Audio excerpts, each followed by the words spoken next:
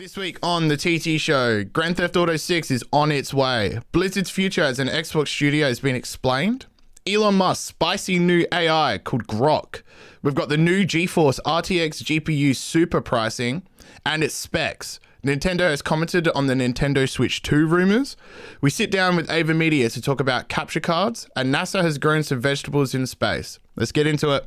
Wait, just before we get into the show, we need to remind everyone to please like, comment, and subscribe, and to also tell you about the new Live Gamer Ultra 2.1, a world-leading HDMI 2.1 USB capture card from AVerMedia.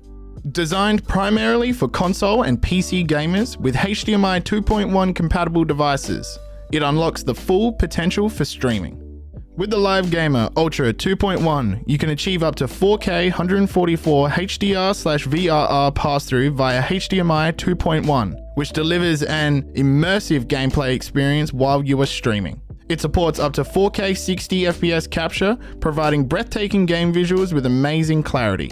The Live Gamer Ultra 2.1 also lets you express your personality through customizing RGB lighting or by syncing up with major RGB ecosystems.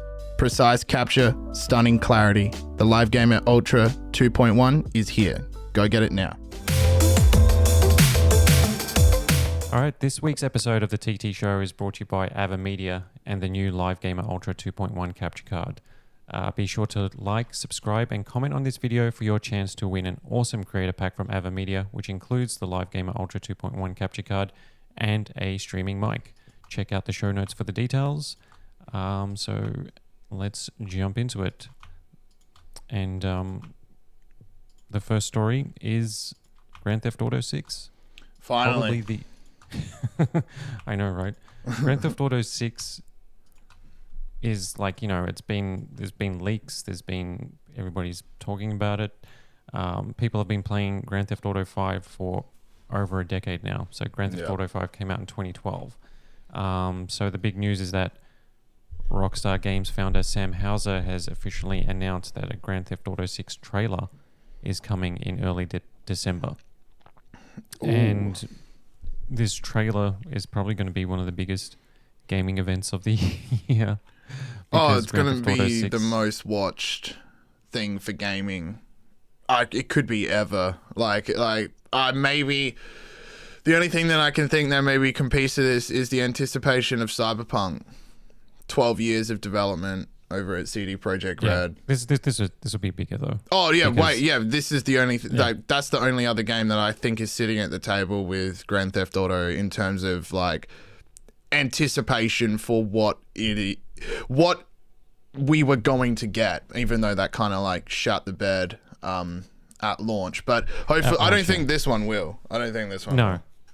No, there's like so many like leaks and stuff. So officially we don't know anything about the game other than it's in development.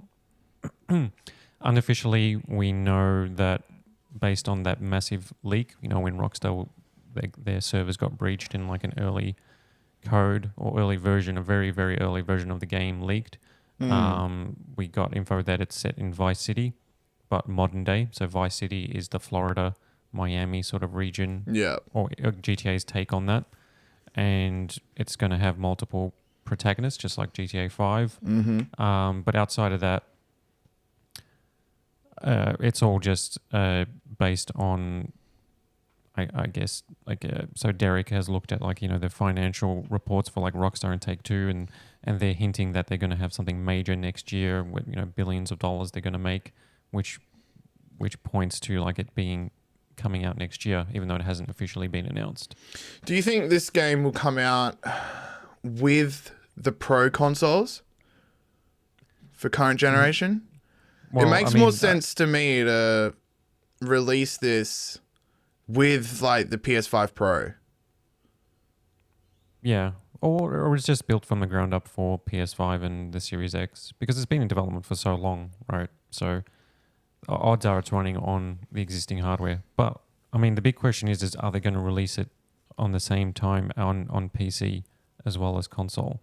Because they haven't in the past. So, you know, Red Dead took a while to get to PC. Red Dead 2, even GTA 5 didn't come to PC straight away. If you remember, that was on 360, which is old. Oh my Xbox God. 360 and PS3. Yeah.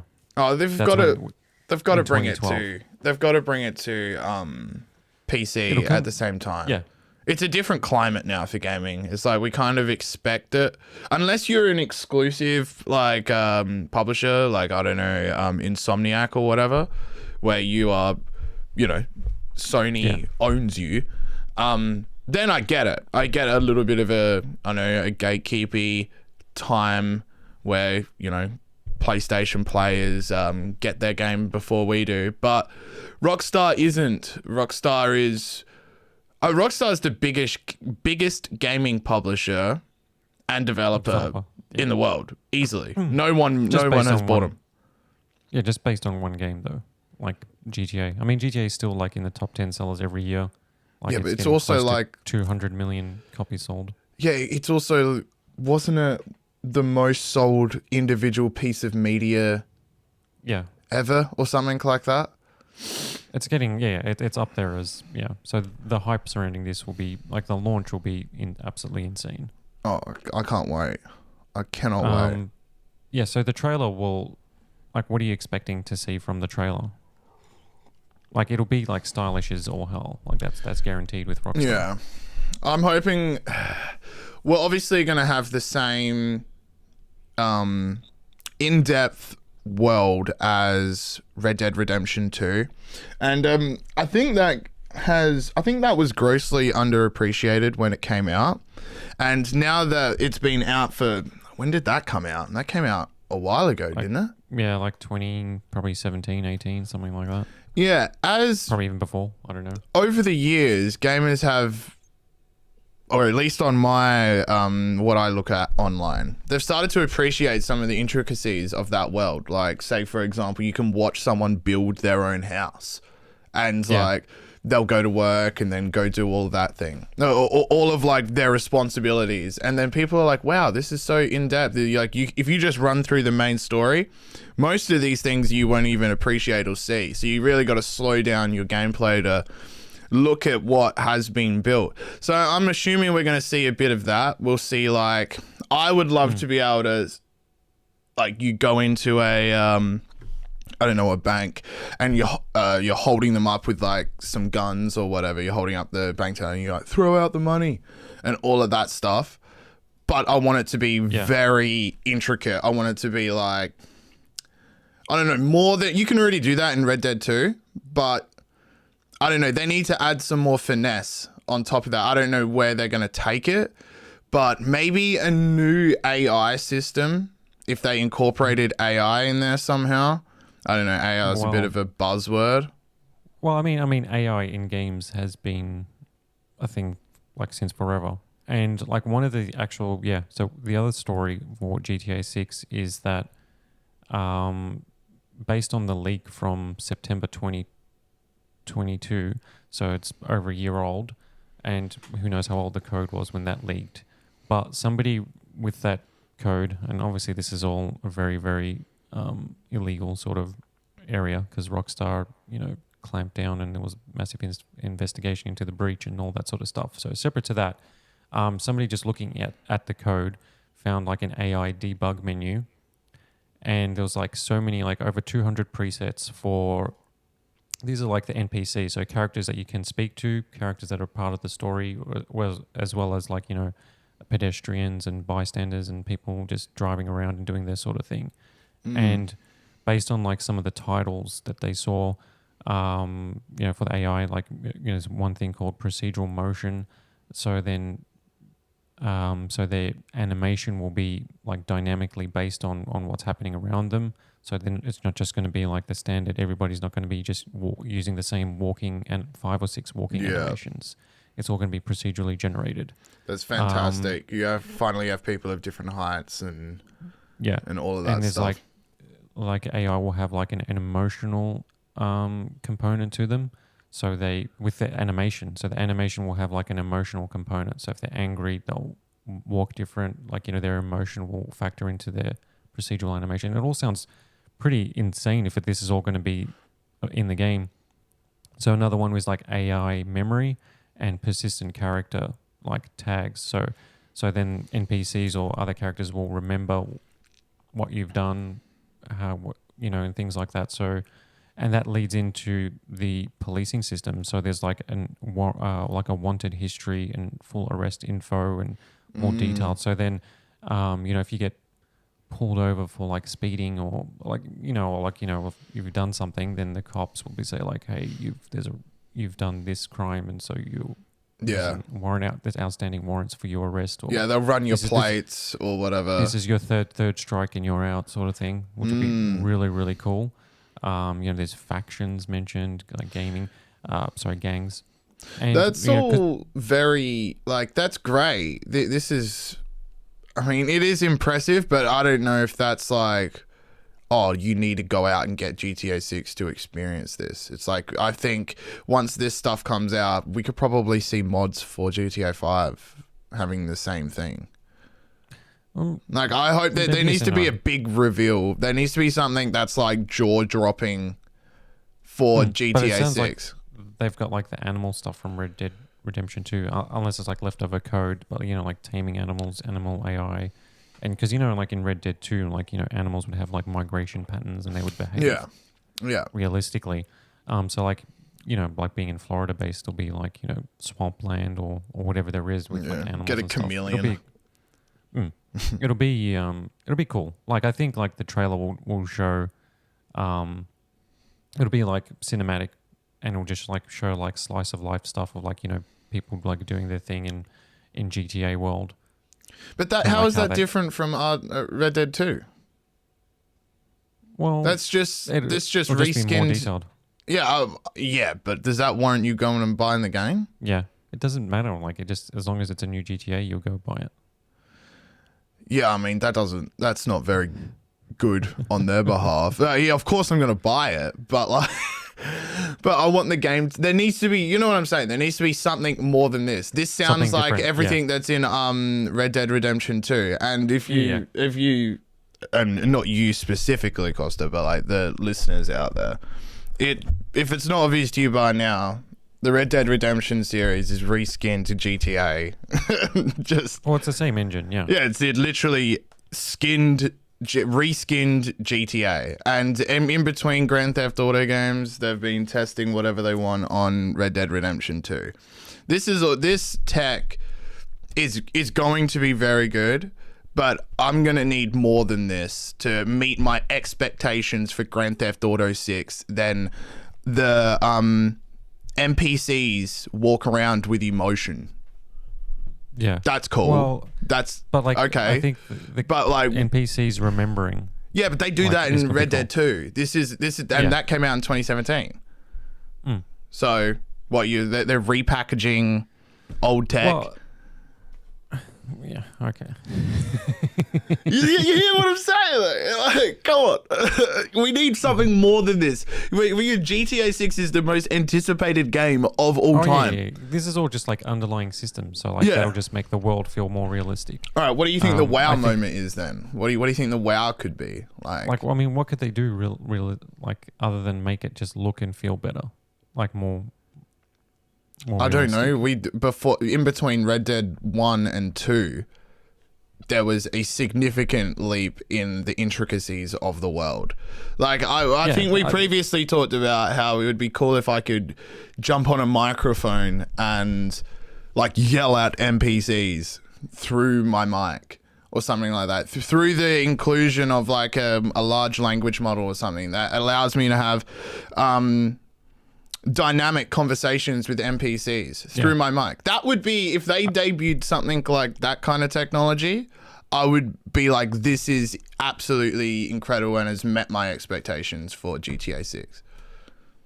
Yeah, I think like something like that would be like the next GTA, because like you have to factor in that this game has been in development for like 6 years. Yeah. And this technology didn't exist 6 years ago.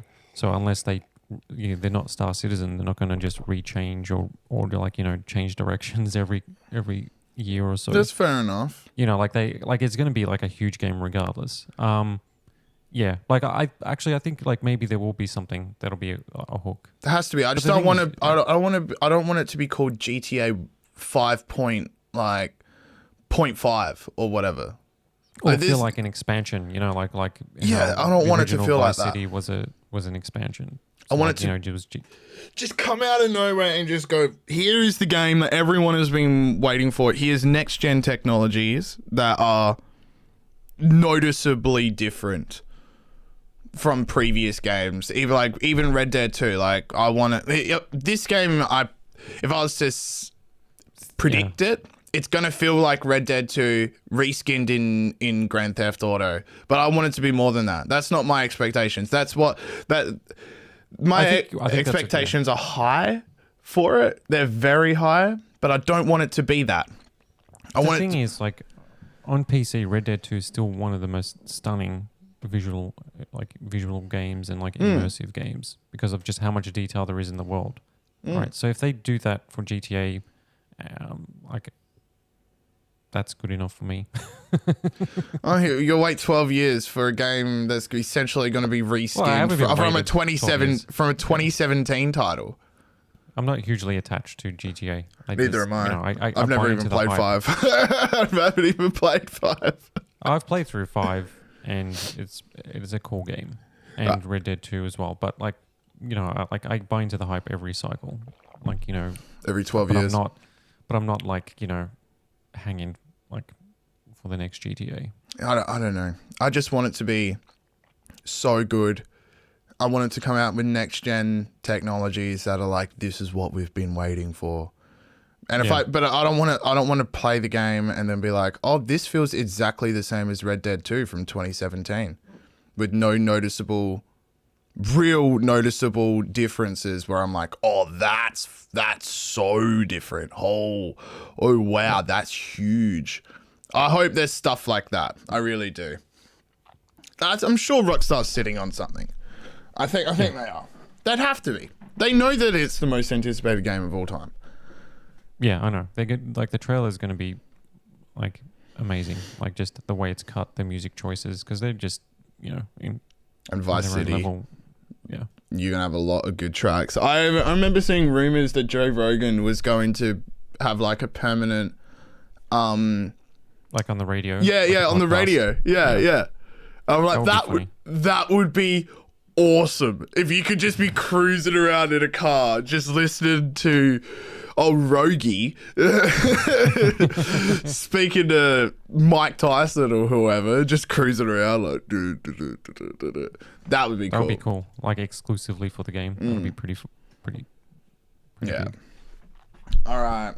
Well, everyone is just shaking in their boots, waiting for GTA 6. I really hope that comes out with some big next-gen technologies. I mean, this has got me a little bit excited about the emotion for the NPCs, but this also doesn't sound too different from Red Dead 2, so I'm not... Yeah, we'll see how it looks, though. Yeah, and the trailer will definitely set the tone. Oh, absolutely. Absolutely. Should we get into the 40 series? Yep. Let's go. All right, so the next story is there's more, a lot more info now on the GeForce RTX 40 Super series of GPUs that are going to be announced at CES 2024 in January in Las Vegas, the Consumer Electronics Show.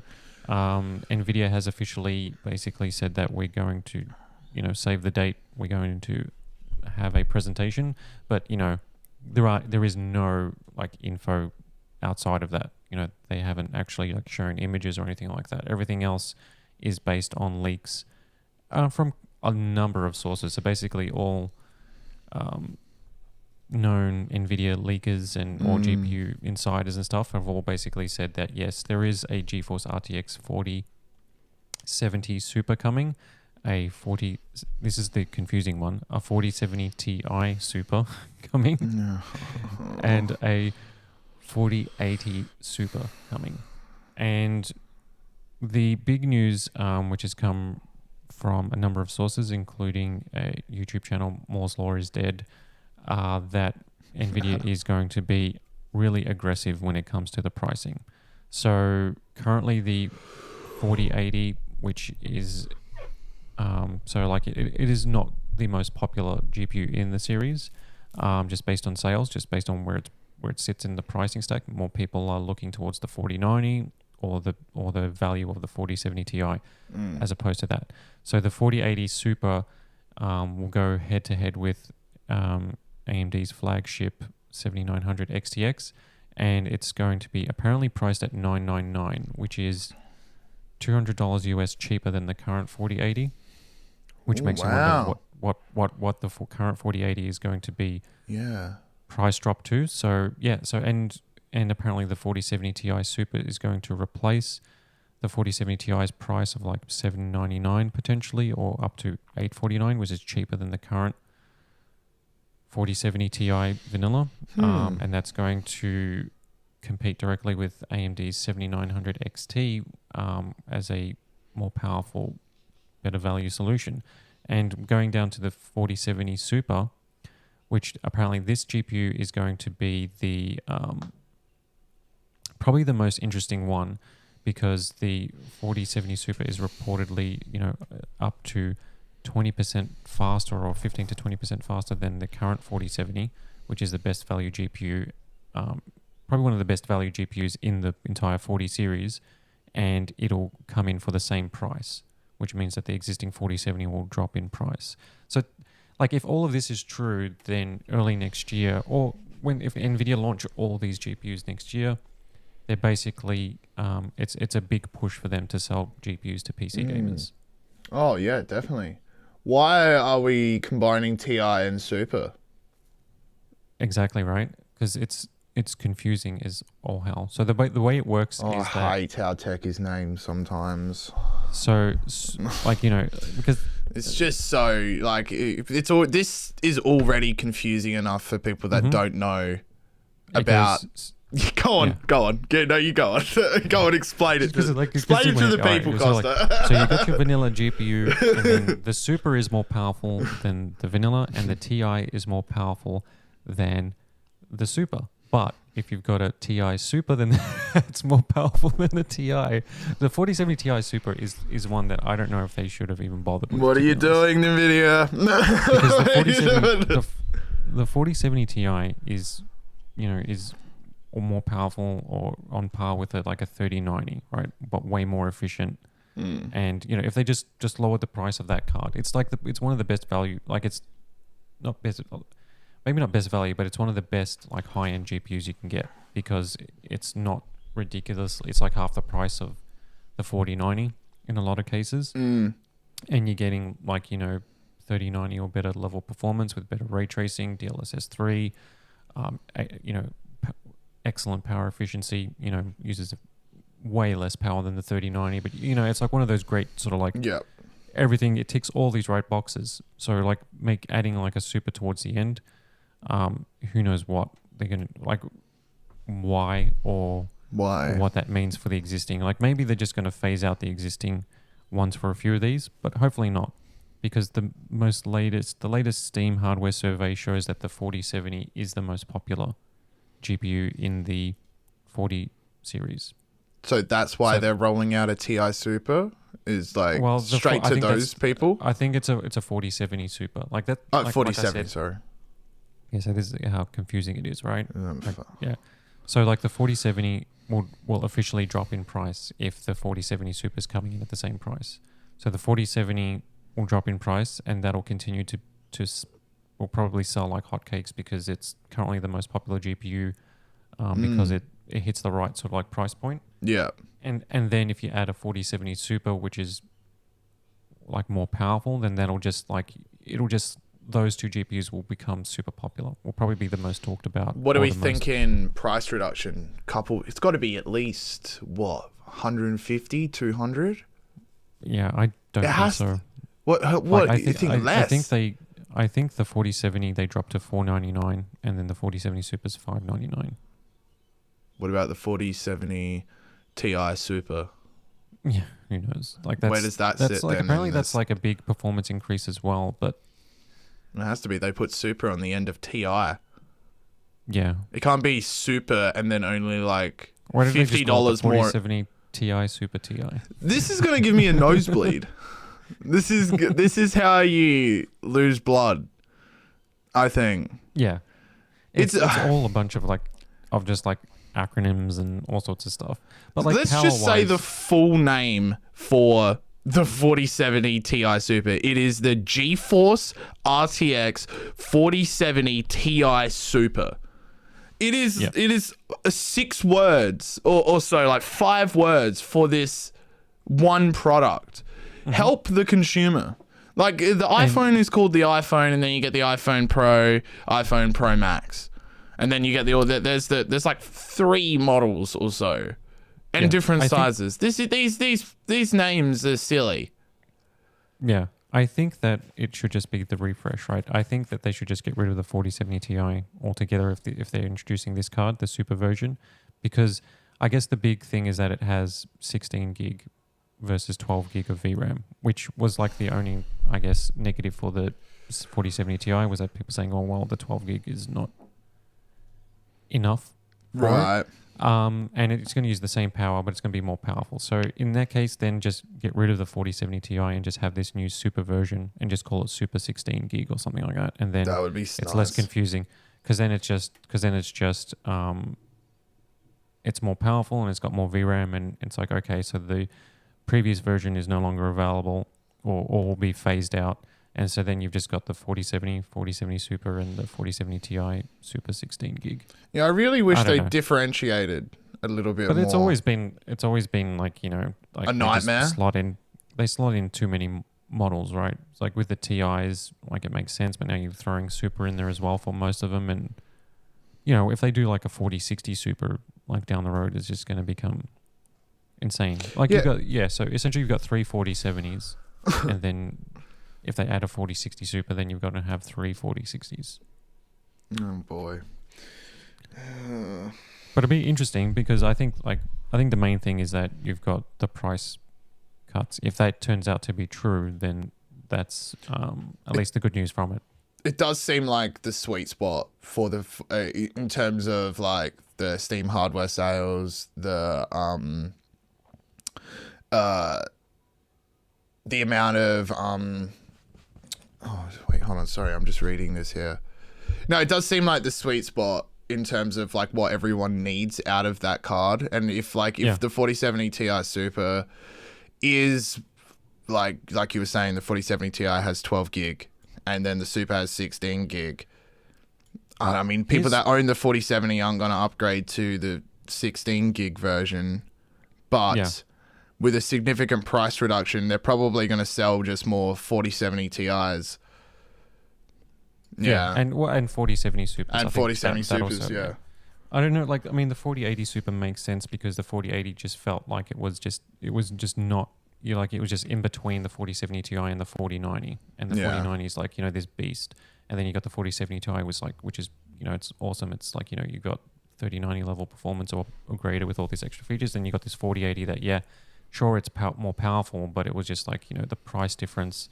And it's like, well, if you're already spending like $1,200, why not spend? Yeah, why not go the full 9 yards on it? That makes sense.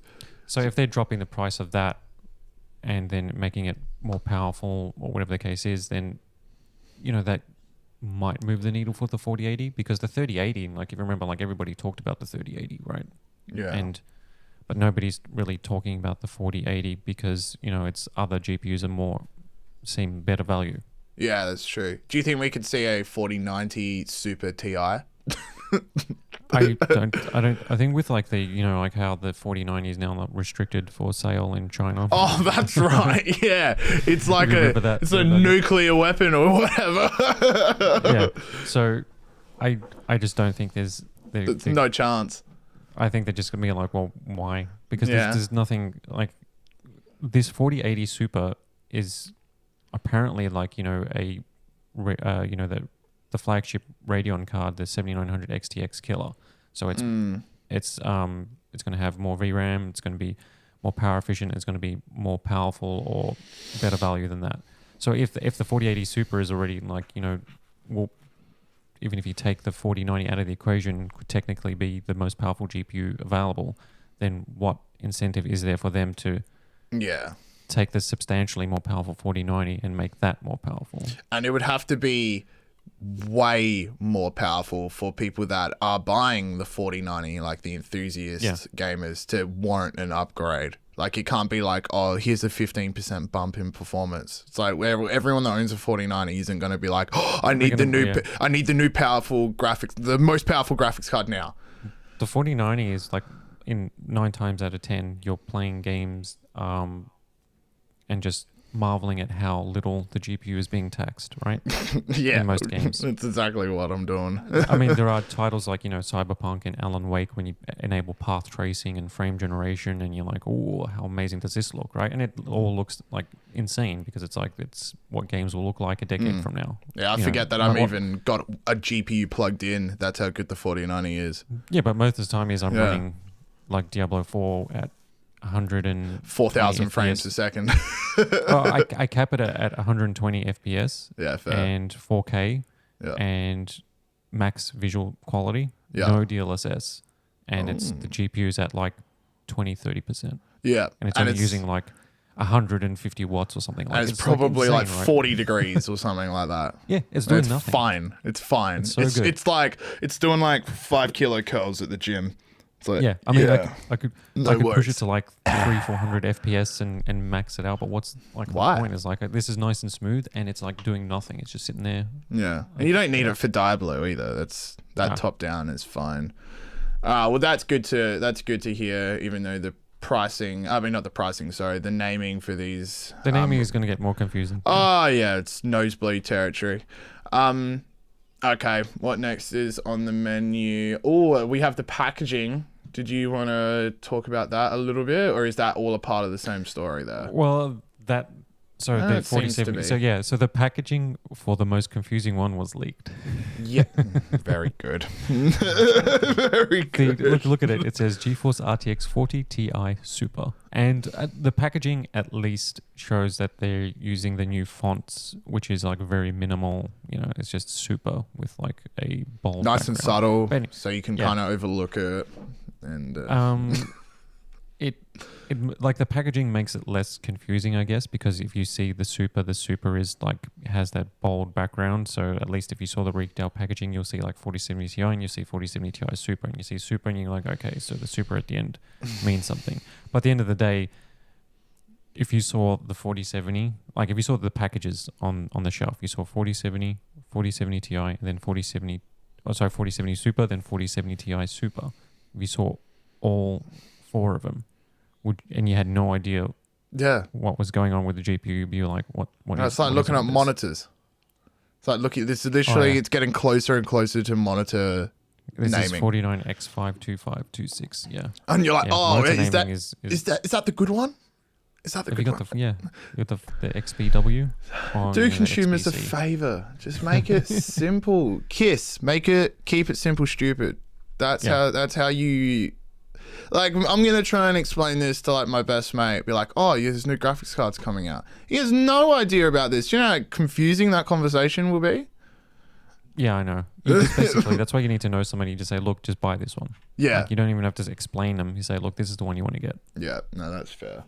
That's fair. Yeah, and but now you're going to have to tell them to write it down because you go, listen. You're going to be confused. So you have to get the 4070 Super. Not the 4070 Ti, not the 4070 Ti Super, not the 4070 without it. You have to get the 4. You have to see these 4. It's so rough out here. I suppose that's our job, though, is to communicate which one to the consumers. You just saw how it's just... It's not our job. No. Dot points. It's their job. It is their job, yes. Don't put this on us. Yeah, why are we translating for them? All right, what else do we have on the menu here? We got Diablo. Should we go into the BlizzCon announcements quickly then? Yeah. Go for it. Switch it up to more science. Yeah. All right, so BlizzCon took place and it was...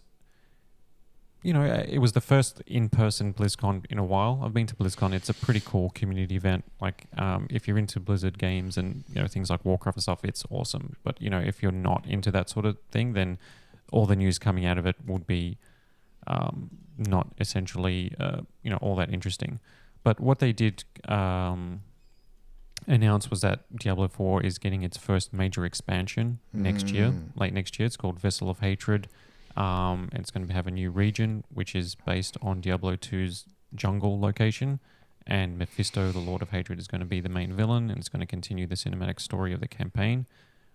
This is kind of cool because traditionally, like if you look at Diablo 3, it was like 2 years before they got to the Reaper of Souls expansion. Okay. And Diablo 2 was, and Diablo 1, like they all just had like one major expansion. The difference here is that Blizzard are saying that there's probably going to be annual expansions. So they're going to do major expansions like this annually, which will be super interesting for the game because this is will obviously it's going to introduce a brand new class never before seen in Diablo. That's all they've said. They haven't really shown what it is. Leaks are saying that it's going to be some sort of angelic sort of like class, which will be kind of cool with like wings, and you might even be like, some like flight sort of like attacks and probably be a caster of some kind if it's going to be angelic. Yeah. And then they announced that there's more seasonal content. So Diablo's the first season, which was a few months ago, which came straight after launch, wasn't all that great. It was kind of like, people kind of just moved on. But the new season 2, the vampire season, is really, really cool. And, the game is in a good place now. So there's going to be a season 3 early next year. And there'll be a season 4 and a season 5. And like each of these seasons is going to introduce new content. They've expanded the end game. And so, and that's all going to lead up to an expansion. So it seems that like they're full steam ahead. Like basically, by the sounds of it, Diablo a year from now will be a very different game. Very cool. And then a year after that will be a very different game. Which is kind of cool.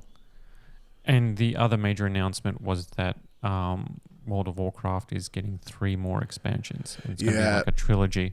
I saw this. I saw a video on this. Where is the World of Warcraft story? I had it up here. The World Soul Saga. Yeah, that's it. Yes. Yeah. And one of them is like you go back to where? It's like that. I remember seeing, I think it was Asmongold. He was like, because he's very big in World of Warcraft. Oh yeah, Asmund is like he's the guy. Basically an internet staple. Yeah. How can you browse YouTube without seeing at least one Asmund video? That's it. And you got to watch it, of course. You have to watch it. I guess that like the cool thing with WoW is that Chris Metzen, who's a Blizzard veteran, right? He was like instrumental in developing the original World of Warcraft, Warcraft 3. He wrote the story for Warcraft 3 and Warcraft 2. He was instrumental in Diablo 3's kind of like story as well, and he was instrumental in Overwatch's the lore of Overwatch and the world of Overwatch. So he left Blizzard before Overwatch launched. So we're looking at like before 2016. Yeah. So he's come back to Blizzard like a year ago or a bit longer, and so he's essentially kind of like executive in charge of Warcraft. Sort of thing. He's not like the game director anymore, but he's like basically working to like I guess shape the franchise or whatever the case is.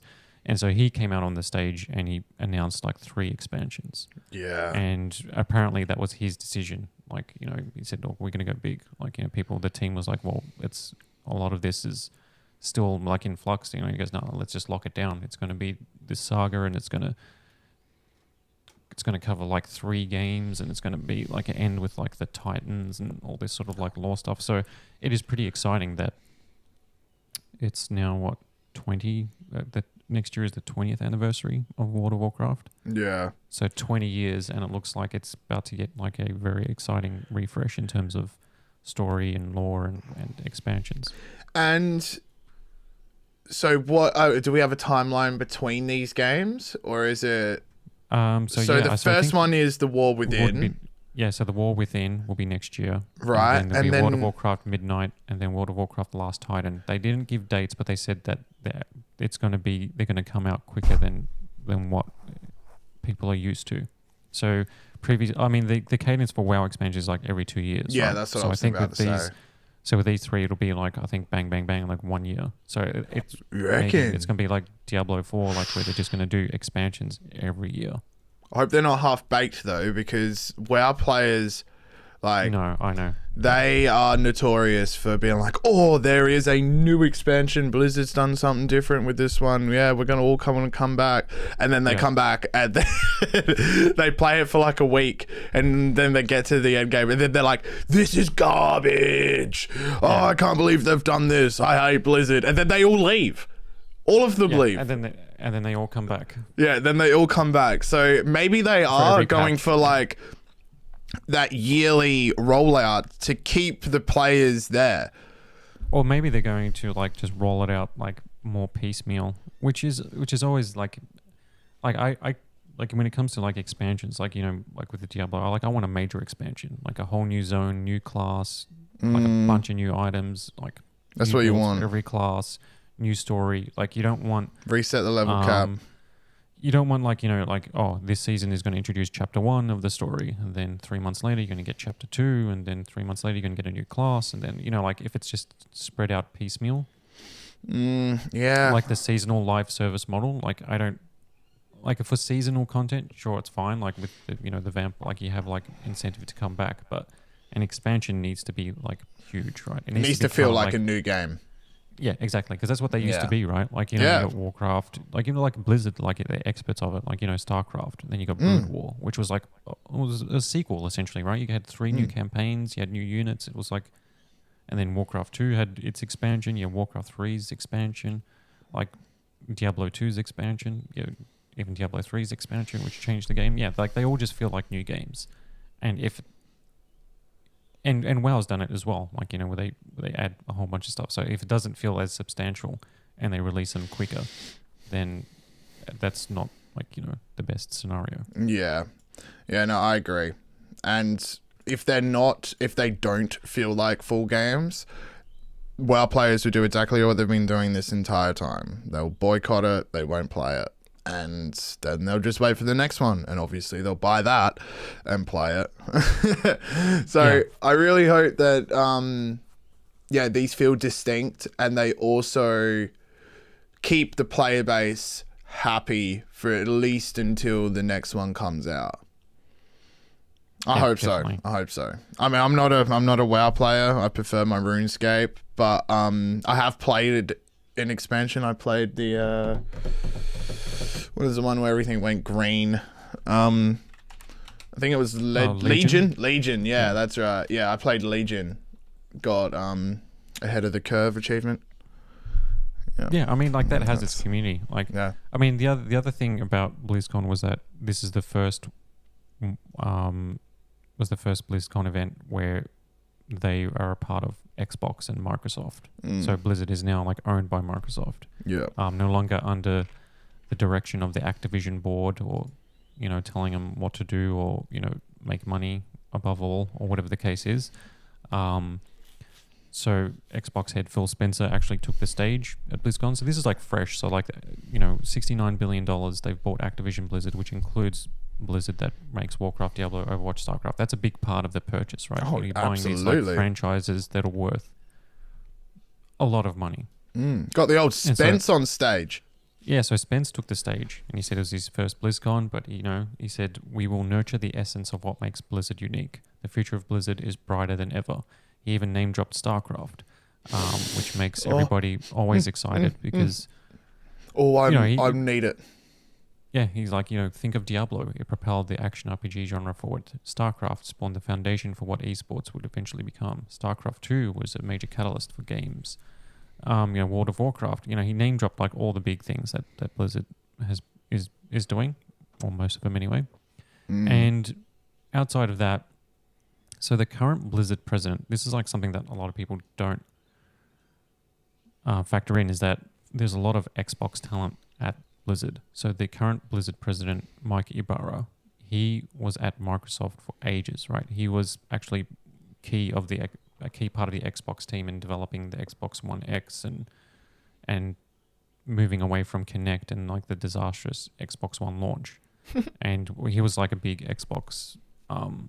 He worked directly under Phil Spencer, and so like he left to join Blizzard, and then obviously the acquisition happened. So, you know, they already have this like close working relationship, and apparently there was a report by Jason Schreier at Bloomberg where Phil Spencer went and like the Xbox, the main team went to Blizzard Studios or in Irvine, California, pretty much just before BlizzCon or like a couple of weeks before. And, the Warcraft team were expecting that they would have to show PowerPoint presentations of what their plans are for the next decade. If the executives have, this kind of sounds like, this is what they're used to, like under Activision, is that if you're the head of general manager of Warcraft and the the Activision executive is coming to visit, you have to show them like this is what 10 years of plans. This is our retention, blah blah blah. And apparently Phil Spencer and the team said, "Guys, look, we don't care about any of that. We just want to know what you want to do and how can we help." Yeah, it's because Microsoft has that fat bag. That's what they have. Yeah. They're like, oh, yeah, we don't care about your retention. We have trillions of dollars. Don't worry about that. And we just want good games. Exactly. And in Mike Ibarra, when like they asked him, like, okay, because everybody's, Phil Spencer is talking about StarCraft, and then he's like, it's like I'm not going to go tell the teams go make StarCraft because I want to see StarCraft. Is that if a team comes to me with that vision to make a new StarCraft, then we will support it 100%. So it's like, like they're going to greenlight like good ideas for good games. Oh man, and so exciting. And it could be a return for like, classic Blizzard of just making games for this, that are just great games, as opposed to, in recent years it's all just been Activision's money. It's like, the monetization stuff, loot boxes, like they've just been like in the headlines for all that sort of stuff. Diablo Immortal, the mobile game. Remember there was those YouTube, where people were looking, you have to spend $40,000 just to get best item. Remember all that sort of stuff? Like, Oh boy. No, this is a very exciting time if you're a Blizzard fan. Hopefully Xbox hits it out of the park with whatever they release next, because Blizzard fans are going to get very excited about what is being said here, and with that, expectations go up. And Blizzard hasn't been in the good graces of their fan base for a long time, so it would be almost like a breath of fresh air for the company and the fans themselves if they just roll out like home run after home run after home run. That would be great. It's like old Blizzard is back with just banger after banger games. No, it's a very exciting time. Yeah, that'll be awesome. Yeah, I know. That's what I want to see. Like, I just want to see like proper, where it's not just about, monthly active user retention or whatever metrics. Yeah, and how many loot boxes they've sold. No, that's great. That's great to hear. I'm very excited for the future of that. I'm a big fan of Blizzard and their content. And their games. I think it's just incredible what they can put together. I'm not even a WoW player, but the cinematics that they've released for those games, even the ones that are like 10 years old, they still stand as like some of the best gaming cinematics I've ever seen ever. And I'm like, now that Xbox money is behind Blizzard, make a movie. Just make a movie about it. Stop making the game. Just make a movie. The cinematics team, the cinematics team needs to just make a movie. Like it's like the Warcraft cinematics look like. What about? Remember when Diablo 4 was announced? The Diablo 4 announcement cinematic where they're like in the cave and then Lilith comes down with the blood thingo, and then it's just like the unbelievable. Imagine you had like a movie that was that. Oh, it would take him probably 10 years to make, but But do it. Make it, please. Every WoW player is begging you for a WoW dedicated. It doesn't even have to be WoW. It could just be Warcraft. Like it could just be. I mean, they made a Warcraft movie. Remember? I mean, that was obviously Travis Fimmel was in it, but it was shout out. It was okay. It was okay, but it was for WoW players. Yes, like that it was just fan service. A lot of it. It was fan service. I mean, and the cinematic piece that we're asking for would definitely be fan service, but it would look incredible. Oh boy, it would be the best. All right, we should move on to a news story. Or we should cut to our interview with AVerMedia, because we're probably deep into the episode now. Yes, we should. Yes. Okay, so I sat down with Talia from AVerMedia to talk about the Live Gamer Ultra 2.1 capture card and gaming and capture cards in general and content creation. So it was a very cool conversation. So let's listen to that now. Okay, I'm joined here by Talia Mesa from AVerMedia, and we're here to talk about the latest capture card, but also the I guess the state of the gaming scene in terms of streaming. So we've got the Live Gamer Ultra 2.1, which I've actually reviewed over on TweetDown, and you've probably noticed that it was given a high score. And there's a lot of buzz around it because it's a capture card, an external capture card that adds full HDMI 2.1 capability, which is not something that we've seen in a while. Modern consoles like the PS5 and Xbox Series X, they're all HDMI 2.1. Modern GPUs as well are using that technology. So with HDMI 2.1 functionality in the Live Gamer Ultra 2.1, what does that actually mean for those that are just looking just to capture game footage, but also as well for those that stream? Like we've got people that stream console gaming and people that stream PC gaming. Well, right now, like you mentioned, there's more consoles and things that are allowing HDMI 2.1 support, but we don't have those type of products really out in the market until now.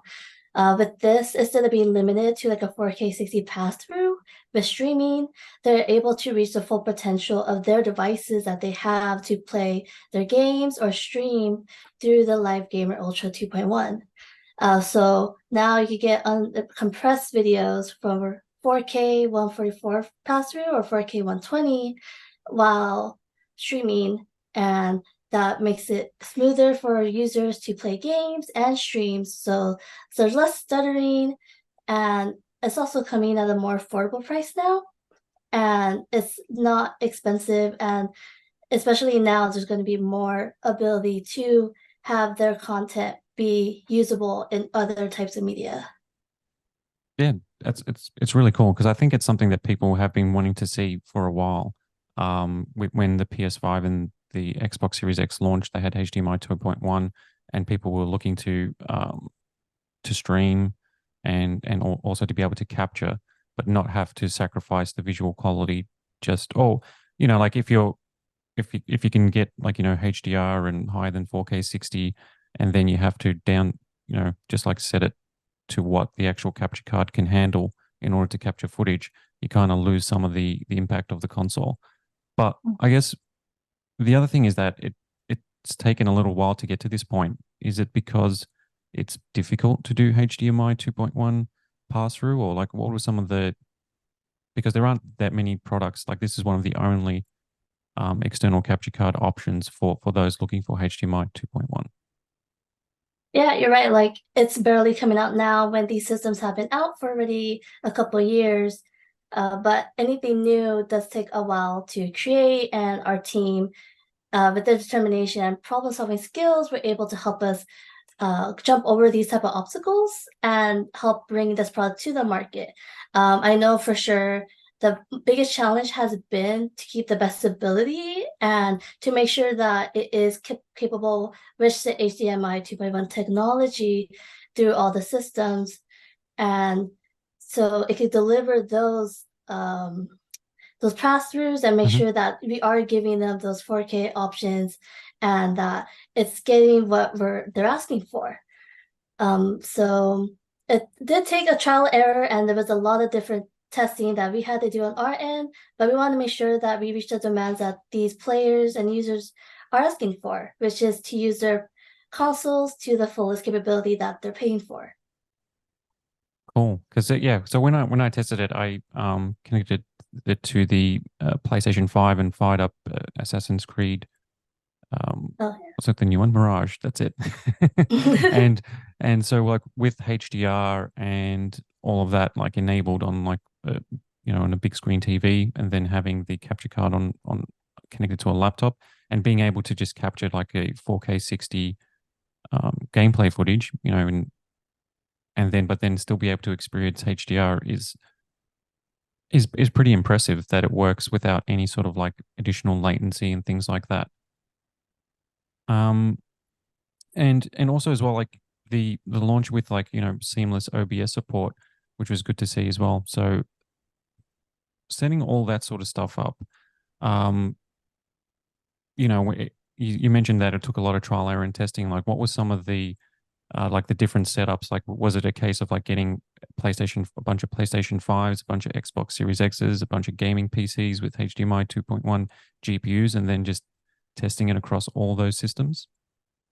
Yeah, pretty much. So we know PS5 and Xbox Series, those supported games like Elden Ring and those type of quality of games are now at higher frame rates, and you want to be Oh able yeah, to see those games in really high definition. And so we definitely had to use those for PC games. We use like Counter-Strike, and then we use the graphics card from NVIDIA and AMD. And so we try to cater to what most people will ideally have, what games are trending, and just make sure that we're optimizing for different types. From like people that were using the games, like maybe not playing as often, to people that were definitely high profile gamers, or just people that had a lot into their setup for their gaming experience, and just to make sure that we really captures like seamless streaming for every streaming platform that we can, and just to make sure again to capture the high resolution. And speaking about OBS, AVerMedia is actually coming out with our own type of OBS platform or like software called ReCentral, and yeah. that can do recording and streaming. And that's actually coming out in Q1 of next year. Right now, we already have the firmware update for Windows. That's 1440p, 240 hertz, and 1880p, 360 hertz. But the Mac version won't be available until the end of this year. But we do want to come out with something that allows people to use our products seamlessly, um, and just to give them another option to enhance their setup. Yeah, definitely. Yeah, you mentioned Rec Central. So like there's the previous live gamer card that was 4K 60. Obviously there was, not HDMI 2.1 capable like this one, but that was kind of like came out um before the modern consoles. But yeah. So the Rec Central program is, I guess, like a very simple alternative to OBS. So if you're looking for like a one-click set your quality to capture or to stream without having to drill down into all the advanced features of OBS. It's really cool. So it's good to know that that's coming early next year because um, sometimes I like to just like capture like if a new game comes out, I just want to just capture just straight gameplay footage, and something like Rec Central would be very simple, just to click that one button. You don't have to worry about Right. OBS settings. Yeah, and not have to go through the whole setup of just being able to record yourself, especially if you're Yeah. not someone that is planning to stream it. So this is definitely another option to just capture and record and use your footage for whatever you need to, and not really picking. I know OBS has a lot of options that lets you really nitpick, but sometimes you just need an easy way to do it. Yeah, definitely. And you mentioned like the additional like resolution support. That's also with like different like refresh rates, like 1440p, was it 240 hertz, or Mhm. ultra wide resolutions. That's not something we normally see with capture cards. Was that something that you and the team or wanted to ensure was there from the beginning, or was that just come through like looking at what setups that people were using? Because a lot of um, streamers might be using like ultra wide displays. A lot of gamers, like ultra wide displays are really popular now. So you're not limiting it to standard 16:9. Either you've got a 1440p, a 1080p, or a 4K display. Now you've got like ultra wide resolutions, and obviously that must complicate it. So at what point did you guys look at that? So we definitely have been looking at the trends that have been rising in the gaming community. And again, like the displays have been getting bigger, and we want to make sure that for the people that have ultra wide displays, I'm sure there's not that many options for them, that we cater to them as well.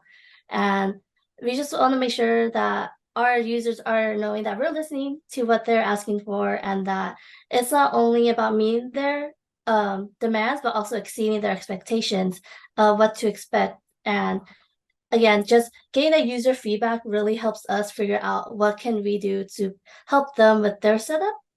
And especially because our main goal is to become number one in the capture card market.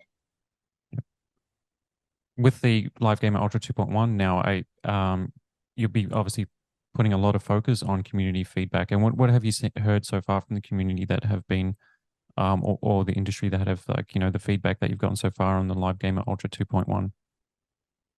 Well, so a lot of it has been to just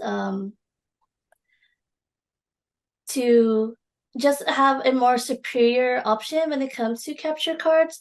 I know we have different ones that cater to DSLR or just for the typical like base gamer if you have a regular PC or especially graphics cards, especially now that more of them have been able to be affordable, but they still aren't able to use it because again the HDMI 2.1 is not catered. They don't have a capture card catered to that much yet.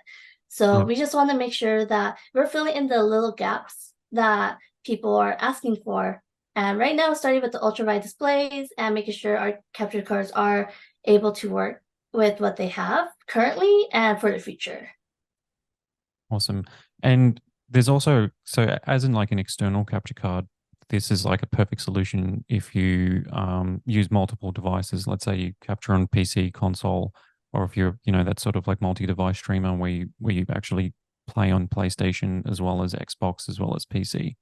But there's also like the option for like dedicated capture cards. You've got the GC575, which is a PCIe HDMI 2.1 capture card.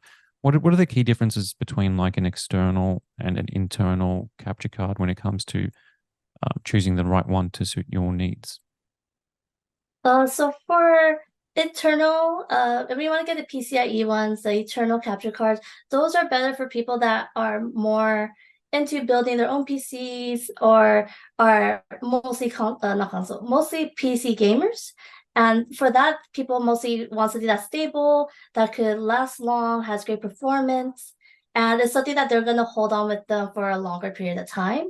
Whereas the external USB capture cards are easier to just plug in and use, and they're portable. So if you happen to move a lot or you happen to change your setup every once in a while, it's easier to use that. Or just to use for like your console, just easier to plug in. So it's not a whole setup that you have to go through.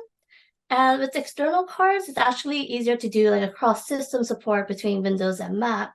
So that also is Mm. an option if you happen to have like a Mac laptop or something, and then you also have like a Windows uh,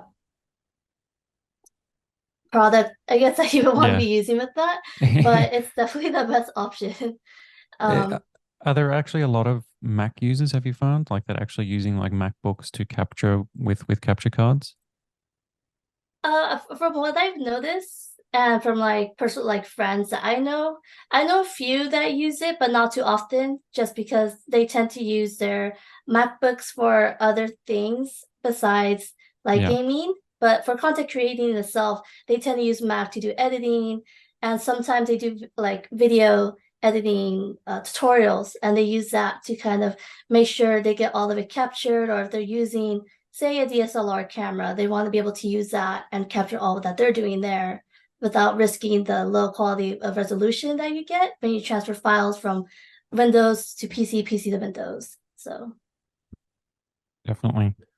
There's a lot goes into like capture cards that we don't normally think of, but like it's so simple to be able to just have like a one cable, like the Live Gamer Ultra 2.1. People, I'm assuming anybody that opens the box is just surprised how tiny it is, and right. how lightweight it is. It's like just like a little. I mean, it's a fraction of the weight of like a smartphone, and I think like half of It the does a lot. half. Yeah, I'm just wondering like what's inside it. Like it doesn't seem like there's anything inside it. It's that light. I mean, technology is changing and things are they're getting bigger, but they're also getting smaller and more uh like packable, just a lot of power into one little device that could really change your setup or whatever you're using it for, gaming, content creating, there's so many things now where it used to be a giant brick and now it's like, oh, it's a tiny little thing. I just have to plug it in and we're good to go. And it lights up. That's great. So Yeah. I mean, one of the cool things is that it's USB powered, and you don't actually doesn't need an external like power adapter or power source. That's like something that obviously comes with new technology. We've got new features, and you can put that into capture cards. I'm not sure if you could answer this, but like, what do you think like the next milestone is, or the next big thing? Because HDMI 2.1 pass through was a big hurdle because this is one of the only products that actually does it and does it really well. What's next for like capture cards? What are areas that AVerMedia thinks, or what that you and the team think will improve over time, or new avenues? I personally think it will be, again, resolution, frame rate, things like that. Higher quality games are coming out, especially with Unreal 5 now coming out not too long ago. Yeah, So more games are being pushed through that. And it's just, again, you want to be able to capture all of that. And even if you go on like YouTube, you see the quality of videos go really high up in rates, and you're just like, okay, well, now I need to be able to cater to our audience how like to be able to process that power. yeah, So now it's just a matter of keeping up with the change of technology as it continues to rise in terms of not only just power resolution, as making sure that stays stable throughout and keeping up with any updates. So awesome. You mentioned that with the Live Gamer Ultra 2.1 and the other capture products that AVerMedia is looking to be the number one sort of like capture card for creators and gamers. Are there any other? Oh, well, I guess like what other like products are you guys looking to expand into, or that sort of like celebrate that style, that I guess that part of gaming? well, we always want to make products that have a high quality, like a very premium product that you could easily buy at home for yourself. Just like having a studio mic and being able to afford that at home instead of having to save and not be able to get something like that until you're further along. We want to make that affordable and have the quality there. We have our microphones. We came out with our AM350, our live streamer mic, not too long ago as well. It is a premium quality condenser microphone. Yep. So that one is definitely still new, but it's a great mic to use for, especially if you're doing podcasts or ASMR or even just streaming. It's a great alternative to have, and it is easy to plug in. We Yeah. also have our other web cameras that we're constantly making and making sure those have the quality. Again, same resolution. You want to get that 4K option for everybody and just have different varieties of those. And just be able, for us, we just want to be able to provide the whole setup for you. So Awesome. And I'm assuming that there's cameras, microphones, and new capture cards that are in development that we won't find out about until maybe next Computex or a few years after that. So is the team continuously like developing new products and testing them? yeah. So in terms of like capture cards, we do have a PCIe HDMI 2.1 capture card coming out, which is a GC575. And then we also have the GC571, which is another capture card. Those they both offer different high performance. With the GC575, it is HDMI 2.1, whereas the GC575 isn't. However, they both are meeting the demands that different audiences are asking for. One's more premium, and one is for more entry gaming, streaming.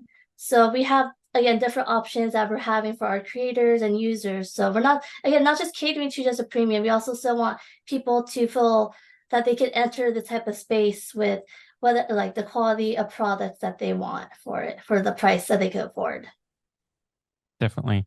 I think that one of the things with the Live Gamer Ultra 2.1 was the price point, how it launched with a price that was competitive with capture cards that that aren't HDMI 2.1. You know, like there wasn't a premium tacked on to be cutting edge, and also, you know, like you said, like the ease of use, the plug and play, is very important too, because basically you just plug it in and it works.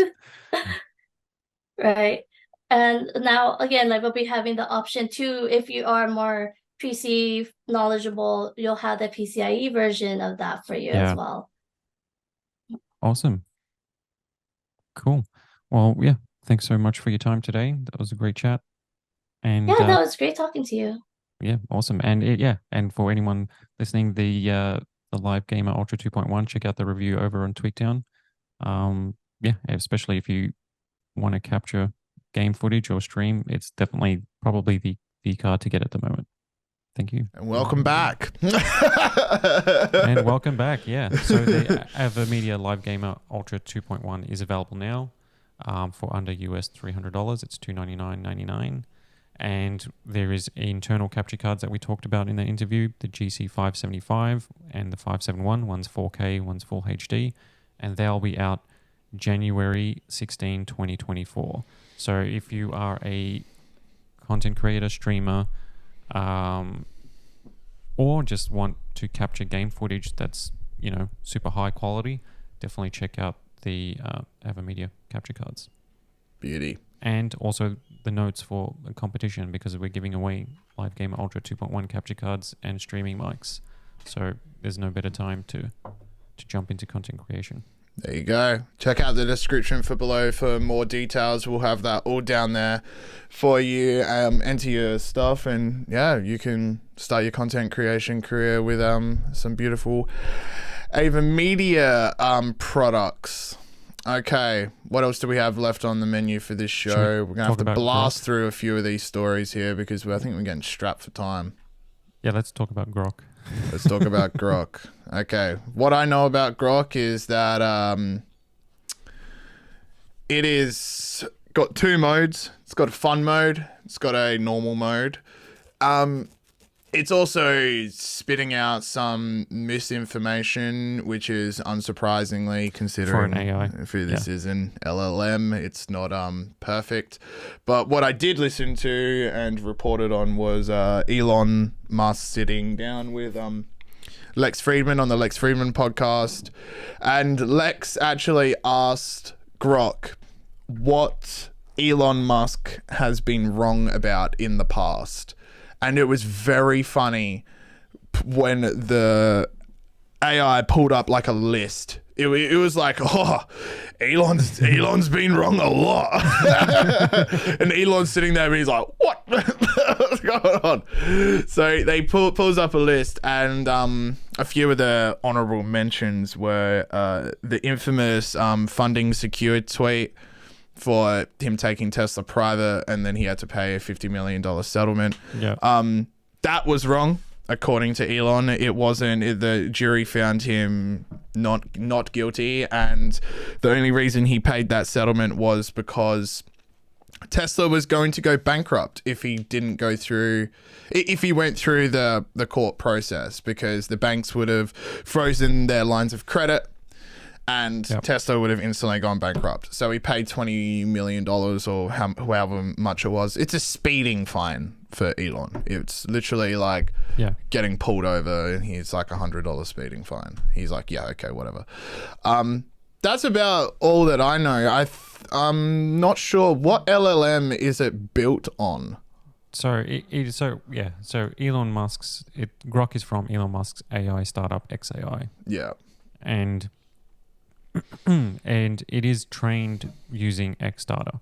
So it's called Grok, and that's a name from Hitchhiker's Guide to the Galaxy. And the description, you know, the official announcement sounds kind of like it was written, or at least Elon went over it.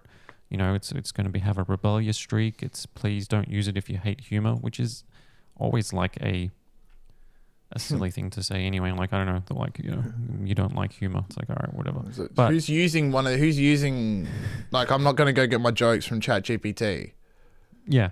And well, Grok's real-time knowledge of the world comes via X, the social media platform previously known as Twitter.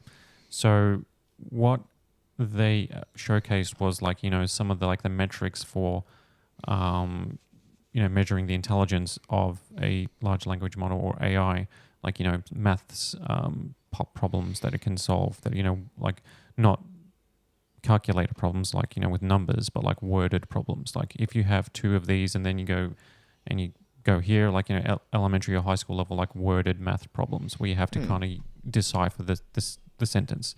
And apparently it scored better than GPT 3.5. Obviously it's then and other large language models at this point in its beta stage. And they're chalking that up to testing it or training it using X data or Twitter data. So that's what it's trained with. And they obviously say it's obviously going to get better over time.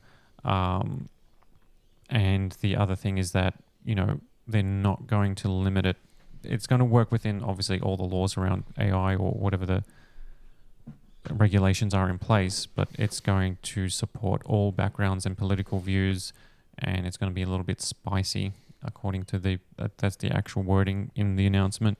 It's going to answer spicy questions. It's not going to be say, sorry, I can't do that. But like, obviously if you're going to ask it how to make homemade illegal stuff or whatever, drugs or whatever, I doubt it's going to say, oh yeah, this is what you do. No, it's going to operate within the laws of whatever and land if that all you're backgrounds and political views, like that's such a broad term. I don't think that the AI is going to reinforce racial stereotypes or say things that are like overtly racist or things like that. If you prompt it to, that will just be stupid, right? That'll be insensitive or and the goal, they say, is to better humanity. So it's a little bit all over the place, the description.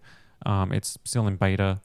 Some of the other examples are actually quite cool. Like Elon Musk posted like one of the very first examples, because it's based on X, like trained on like X data and things like that.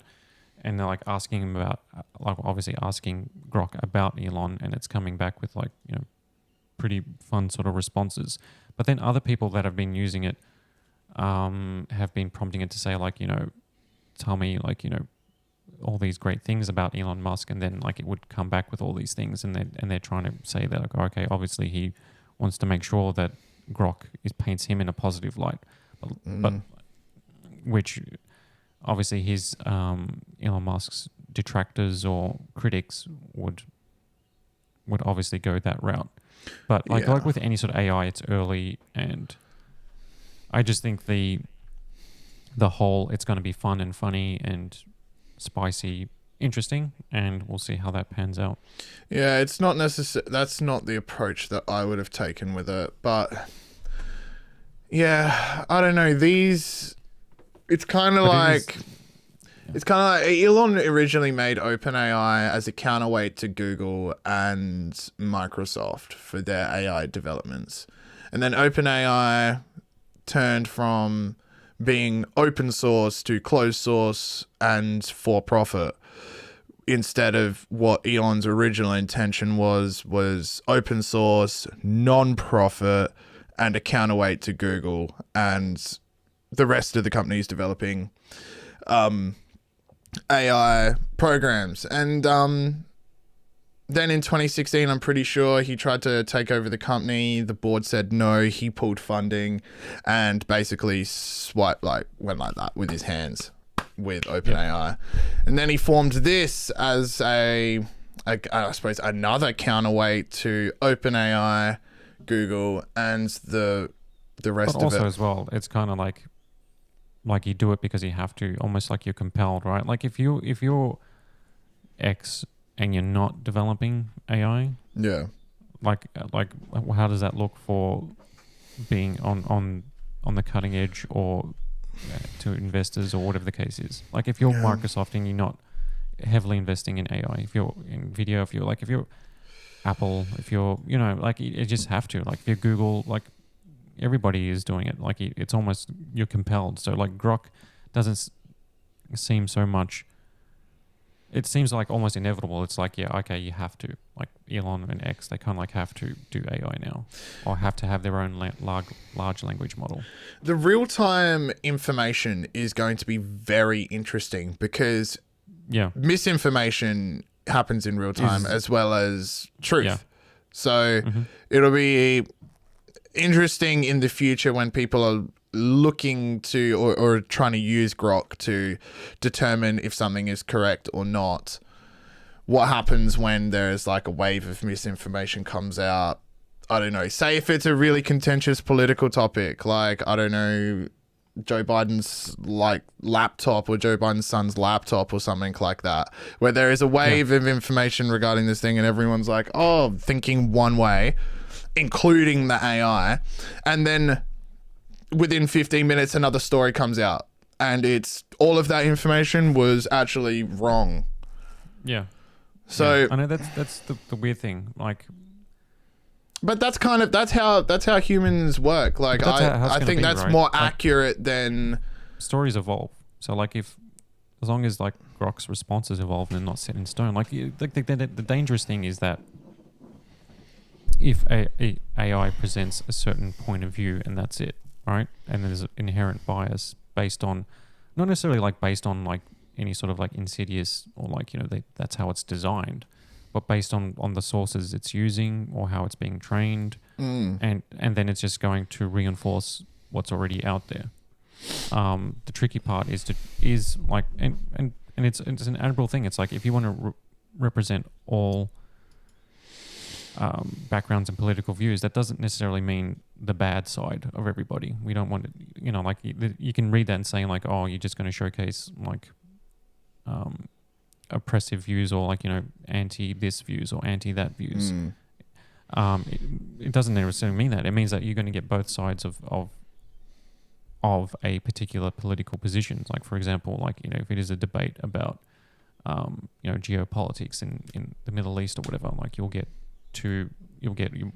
ideally you'll get like a more nuanced response. It's not just going to be pro this or pro that, or one side or one government says this and that's it.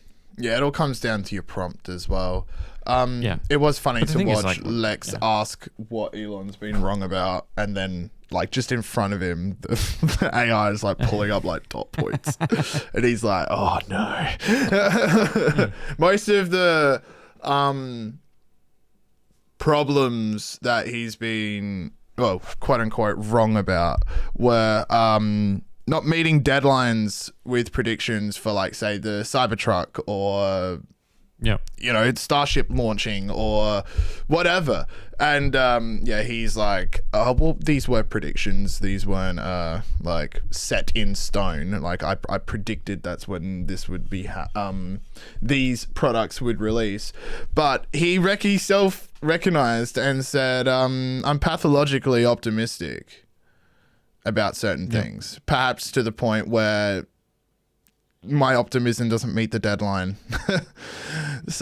But he said he's like, I always deliver though. So while it might be delayed, I do come out with whatever I'm saying that I'm going to come out with. So best to be like aim and like, super high and miss than to be just like super conservative and not, and just like maintain like, boring.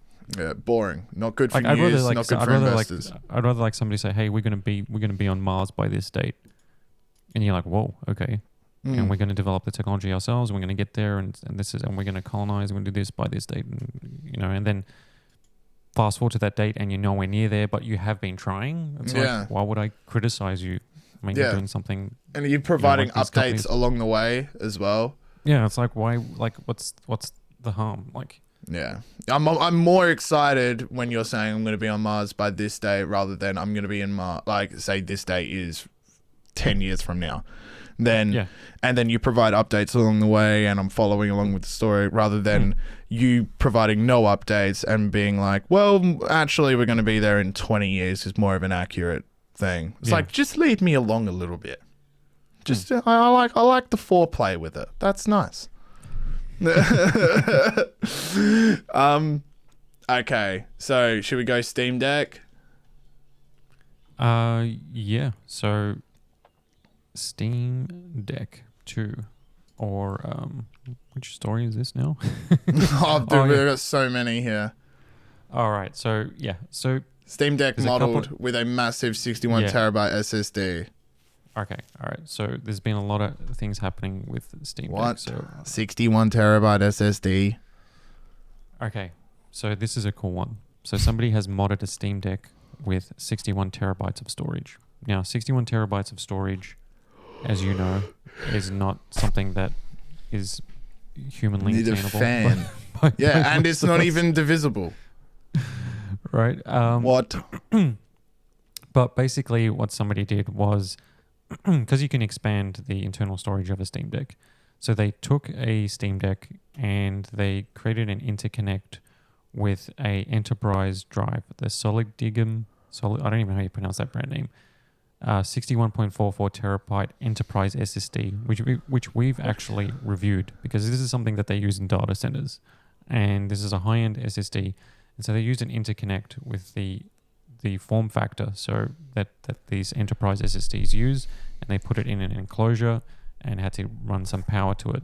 But basically, when you fire up Steam, they saw that they had 55.7 terabytes free hard drive space. What is this person doing?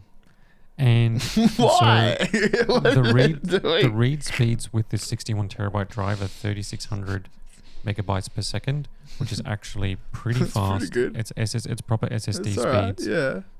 yeah. 60 like Why? I'd be able to install my entire Steam library guaranteed. And if you're wondering, well, like that doesn't sound that impressive, I'm just going to have a look now.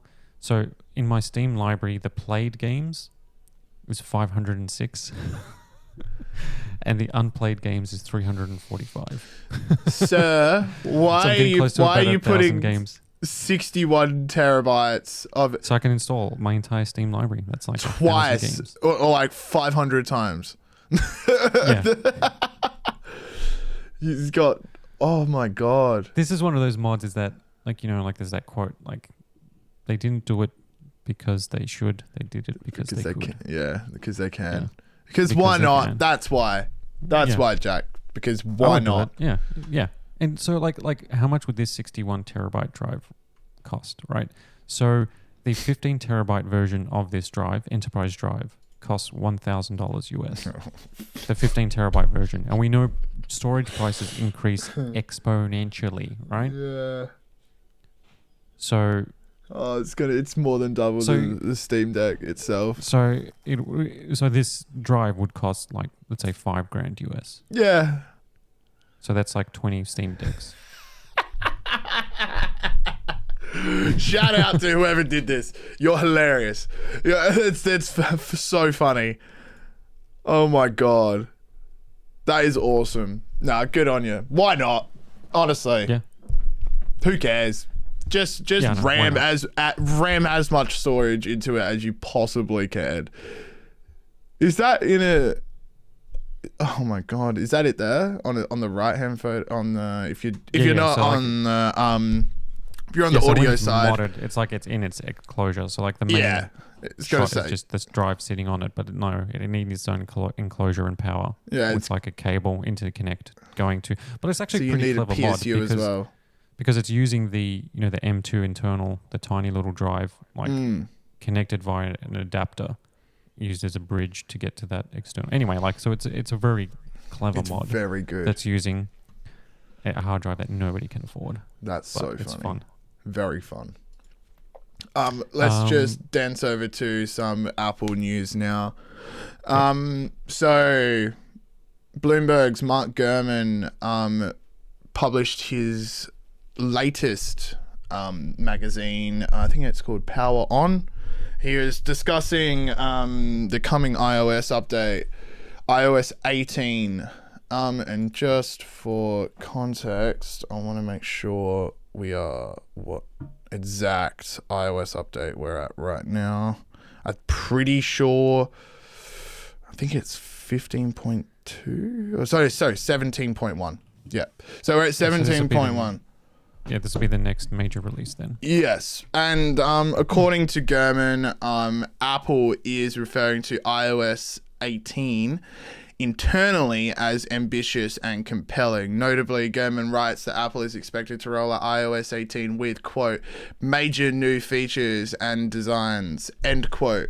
There will also, of course, come with additional performance and security improvements, as with most major updates. But iOS 18 is described by reports and Apple internally as being the biggest update to iOS since, was it iOS 14 that everyone lost their minds when you could just put widgets on the home screen, something that app like Android has been doing since, I don't even know, forever. Yeah, iOS 14, yeah.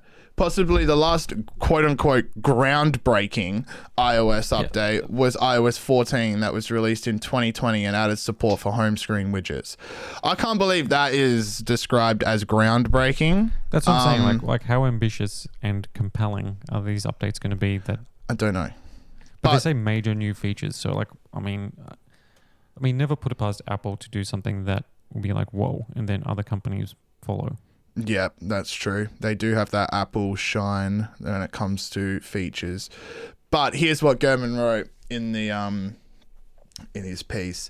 Apple also faces more daunting task with its 2024 software. After a few years of modestly sized updates to iOS, the next version of the iPhone and iPad software could be relatively groundbreaking. Internally, Apple's senior management has described its upcoming operating system as, quote, ambitious and compelling, end quote, with major new features and designs, in addition to security and performance improvements. Now, I mean, he's hit the nail on the head, really. iOS updates have been stagnant in terms of like new features being rolled out.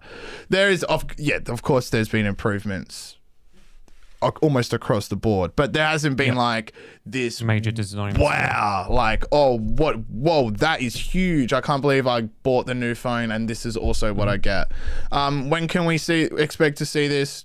Next year, likely with the release of the new phone. Now, what will be, if I was to predict what the groundbreaking feature would be, it's going to be the inclusion of their own AI. I think Apple is working on an AI. But what if it's if all they're doing is just making the icons circle? If they do that, I will kick off on the podcast. Kosta, like you don't understand. If it's something just like, okay. So it's arbitrary and like, oh, did you change this shape? Yeah, you put shadows. They put like a shadow effect. Yeah. So back in October, I did an article on Apple was rumored to drop ChatGPT rival AI with iOS 18 and iPhone 16. Yeah. So again, this rumor came from Gurman as well, which he has had his finger on the pulse for what's happening inside of Apple internally for quite some time now. And that isn't shocking. It's called Ajax GPT. Has been trained on, according to an article from The Information. Ajax GPT, for example, has been trained on more than 200 billion parameters, as they've known in the AI parlance. Parameters reflect the size and the complexity of the machine learning, So whether it's called, I mean, names change all the time when it comes to this type of stuff, so don't hold your breath on that. But that wouldn't be surprising. Imagine Siri with capabilities of an LLM. Yeah. That's where we're heading. It is a major update, right? But then this is a case of just Apple playing catch up, right? Because Windows or Microsoft just rolled out Copilot for Windows 11 users, right? Which is like integrated AI. And they've been slowly rolling it out as part of like Office and the 365 suite. And like, you know, and Bing with ChatGPT integration and things like that. So like if all it is like, you know, iOS 18 powered by Siri AI, and no doubt that they would present it in a way that looks groundbreaking, right? Like, you know, like a digital assistant, like, you know, like Siri, like they presented that in a way that hadn't been seen before. That made it feel like it was new and fresh, and like, you know, then you've got Alexa and and you've got things that are just following the style. Whereas something like being able to read your inputs was already, that technology has been around for ages, and then they just took it. So maybe they will present it in a way, or present like the AI in a way that'll feel new. Because at the end of the day, that's kind of like the next thing, right? It is, we've got all these models. You've got like image generation stuff that is Midjourney and all that sort of stuff that is super high. Yeah. It's super powerful, but you really need to know how to use the Apple the prompts and stuff like that. Apple is never first to the party. They arrive fashionably late and usually steal the show with what they're wearing. But they're never first. Like they are famous. They famously always wait to see how the market reacts to such things before making a move, and then they take whatever that feature is or whatever that product is, and then they put an Apple shine on top of it and rebrand it. It's usually never as powerful as what else, the other stuff that is on the market. Like look at the iPhone, for example. It's like, it's not, there is way more powerful phones on the market, but the iPhone, in my opinion, does the best job at being a phone. Like just a stock standard phone. It calls, text, photos. That's it. Like that's all I use it for, uploading and all of that stuff. That's same. So it does like the best. The UI is the most intuitive. It's I don't know. It's just easy to use. It's like that's the Apple shine on top of it. So like I don't know what they're gonna do, and if AI is in iOS 18. Yeah, I mean, obviously it's going to be called Siri AI, or it's going to be called something. It has to be called something like that, because I can see LLMs working perfectly with Siri, Google's version, Alexa, all of these things. Like that is where the language models are really going to shine. But how Apple is going to sell that to... Because this will be the reason that you buy the new iPhone. Like, I imagine this will be all locally. What it was? Oh shit, my Siri's going off. It'll be cloud powered though, right? Yeah. No, I think it'll be powered locally. I reckon they'll be able to use they'll be able to use the new chips and then power it locally. Yeah. I think that'll be way cooler. That'll be way cool. If it's powered by the cloud, then why upgrade? Like I could surely just connect my iPhone 15 to the cloud. Yeah. And now we can go from there. But I mean, they have to differentiate. I think I'll be able to use some AI features, but I don't think I'll be able to take full advantage of the entire suite of possibilities with the new AI. I think you would have to buy the new iPhone to do that, because they got to give you a reason to upgrade. Like these phones are becoming stagnant, really. It's like there's nothing that is mind-blowingly like you go from 60 hertz to 120 hertz screen, or you go from it's all like incremental wins now, isn't it? Yeah, like, it's like, oh, you got a little. I got a button on my phone that I can do this with. That's crazy. That's wild. That's Android's had that for years. Yes. Yeah.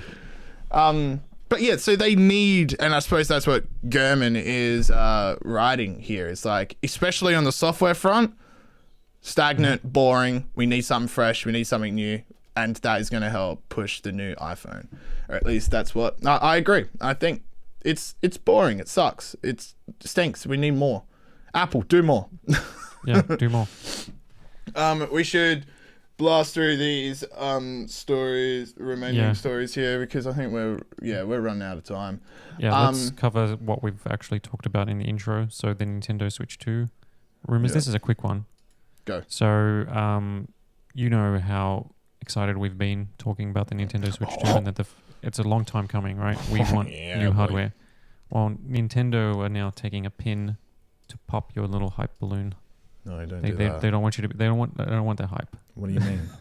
So basically, what we know of the Nintendo Switch 2, based on rumors, is that it's going to have way more powerful NVIDIA hardware based on Ampere technology with DLSS.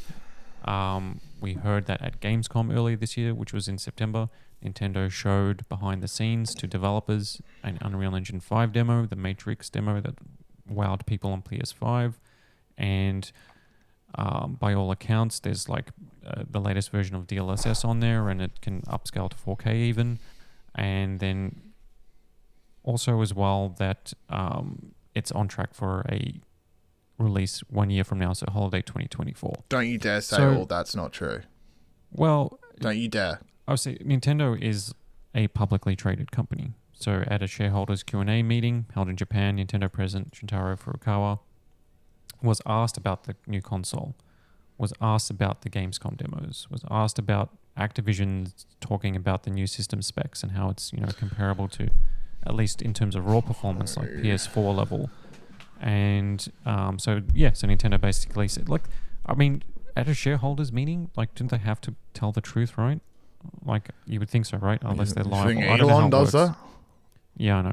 So, but this is Nintendo, right? Nintendo, like, if their sales are down, all their executives take pay cuts and they apologize. It's very, things are done differently there. Oh, he said but that anyway. it's all inaccurate. Yes, he said rumors are circulating on the internet as if they were public No. information, but they are inaccurate. Now, he didn't specifically say this is inaccurate or that's which inaccurate. one? What is? But he said, look, all that's not right. Okay. So all these patents about like two screens and like how there might be a dual screen switch or like that weird patent that we saw where it looked like a plain vanilla console that yeah, had step nothing backwards. special about it. And as for like the performance, so this is being run as like Nintendo saying that, all this stuff about how, what hardware it's got, the DLSS and how it can run this and how powerful it is. And then this might be the design. That's all not true. And we're focused on releasing Nintendo Switch software, the current existing Switch, for a while now. And it's not in the article here, but like another comment that he made during that meeting that I saw like floating around was that Nintendo, that we're not worried about, we're not beholden to console generations, or we're not playing that game. Yeah, they're separate. Like we're not like, we don't have to like release, like basically saying we don't have to release a Nintendo Switch 2. Yeah, because they're We can sitting on a continue to- pile of cash. They just had a really successful console. They can do what they play their own game. They're separate. They do whatever But they want. Surely there's a Nintendo Switch 2 coming. There has to be. There has to be, right? I don't know. Like, I've got multiple lines of thinking with this. Maybe they're thinking we'll quell There's no rush. we'll quell the rumors that are circulating because they're inaccurate, and Nintendo are notoriously old Japanese culture where they're like, don't talk about anything to do with like all of that. It's very weird. It's not nuanced. It's not like, if I was Nintendo, I wouldn't have even commented on any of the rumors. I would just say let it we don't circle. comment on rumors. Yeah. Just let it circle. comment. Builds up more hype. Makes it all a bit more interesting. Like, we get more stories out of it. But now everyone's like, oh, no, okay. So everything, all the leaks so far are fake. But I don't think so. Like, They I said think inaccurate, but they're inaccurate. They're not fake. but that's a vague term. Like, you could say that, you could have something that's pretty much 90% there and say, well, that's not accurate. Yeah. But you Or you could say, like, I'm the mostly Pope. true. Yeah. And then that's severely inaccurate.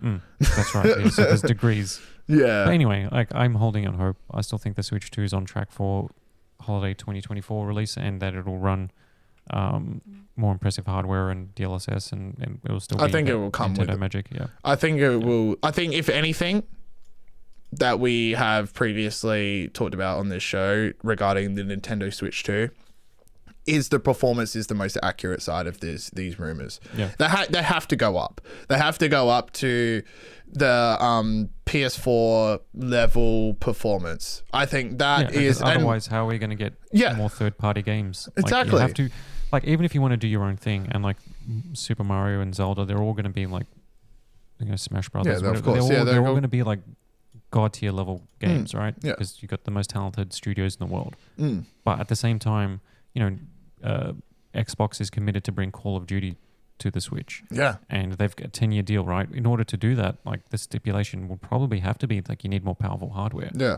That's exactly right. And if like third parties want to release more games, like Ubisoft would say, okay, oh yeah, we'd like to release Assassin's Creed Mirage on the Switch. Yeah, and why wouldn't Nintendo That's too much of a want that? headache to do it now. Yeah. Yeah. Yeah. I think that is probably the most accurate thing out of the rumors is that there has to be a performance hike. Like there has to be, or else. Yeah. Like what are we doing? Substantial. What are we doing here, Nintendo? Then. All right. What are we doing? What are we doing? All right. We'll just do one more story. We'll do two more. Vegetables in space, because we talked about that and people will be like, when are you going to get to that story? Yes, that's true. Okay, so this is just a quick update. A critical part of humans being able to expand into a multiplanetary species is mastering botany. We're going to have to do Matt that. Damon. Yeah, that's it. Like Matt Damon in The Martian. In The Martian. So we're either going to do that on... well, we're going to try and do it on both. We're going to try and do that on Mars, obviously. And then... but before that, we're going to grow stuff in zero gravity. And what astronauts aboard the ISS have just done is successfully performed gardening in low Earth orbit. NASA has taken to its website to announce that flight engineer Jessica Watson has started harvesting radishes and mizuma, which I have no idea what that vegetable is. I have no idea. I want some space Mizuma. Space Mizuma. I don't know what it is, but I would like pay a premium at a restaurant to get me some of that space veggies.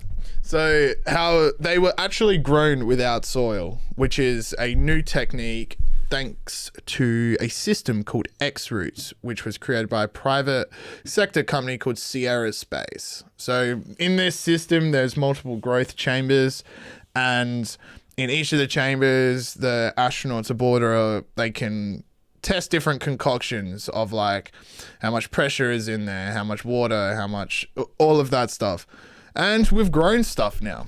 This isn't the first time something has been harvested on the ISS, but this is a significant step forward towards producing food in low Earth orbit, which is weird. It's weird. Yeah. I wonder how it would taste. And I know like astronauts aboard the ISS have aging problems. So if you're outside of gravity, for some reason you age quicker. I wonder how vegetation is affected, because obviously it would grow faster. Possibly, I don't know. This is all guesswork for me. But that's like a logical thing. You're like, well, if this happens, and then this happens, and then you could just start your own like vegetable company, or and you just grow everything in space. Yeah, well, it'd be like, hey, it's tomato season. All the farmers will be like, oh, it's gonna be 3 weeks before our crop's ready. And they're like, buddy, send tomatoes. I got my space tomatoes down. I'm gonna flood the markets with my space tomatoes. Yeah. No, yeah, it is. It's a logical way to go, but I don't know. Astronauts, they have to do rigorous exercise, but they've got bone density problems. This is all related to the lack of gravity in space. So I'm not sure how vegetable. So the vegetables might be like weaker. Yeah. Speak, if you know what I mean. Yeah, or they grow really quick, but they don't have the same flavor. Yeah, nutritional value. I don't know how this all works, but it's we're going to figure this all out as we're going along. All right. I think that is how long? We'll wrap up. We'll wrap the show up. We'll wrap it up. Yeah, and next week we'll touch on the SteamDeck OLED and the SteamDeck 2, which will be a big discussion about portable gaming, because that will probably take us a good 15-20 minutes. Yep, to get through. Just on its own. If you've made it this far, thank you very much for listening. Please go like, comment, and subscribe. And enter the competition, win some very cool gear. That's it. And yeah, we'll catch you next week on the TT Show. Thank you very much, guys. See ya.